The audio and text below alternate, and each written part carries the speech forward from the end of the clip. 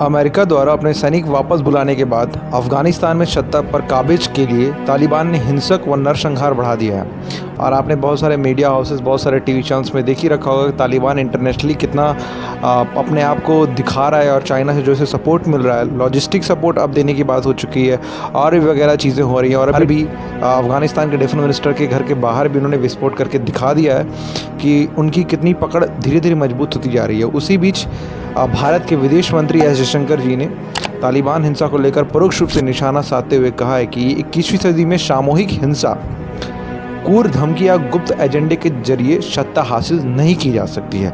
एक virtual online programme में जयशंकर जी ने बात ये बोली है कि आतंकवाद के लिए स्पष्ट है कि संवित और भेदभाव रहित होकर कार्रवाई करने की आवश्यकता बताई है। उन्होंने कहा है कि आतंकवादी की नर्सरी संघर्षग्रस्त क्षेत्रों में ही की जाती है।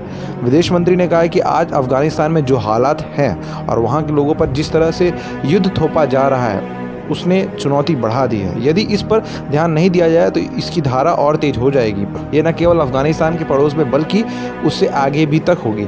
इनडायरेक्टली इनका कहना है कि अगर ये अफगानिस्तान तक ये नहीं रुके तो धीरे धीरे इनकी ट्राइड लाइन आगे बढ़ती जाएगी।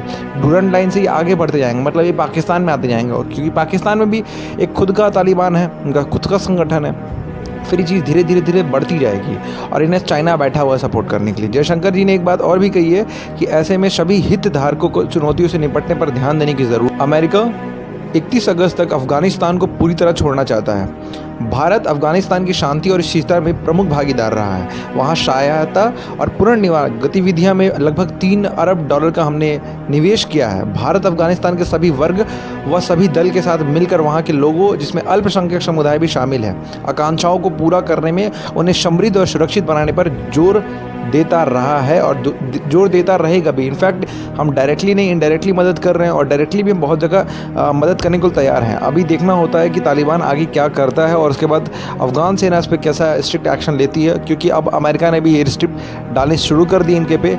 अब आगे जो भी होता है बहुत जल्दी अपडेट आपको मिलेगी।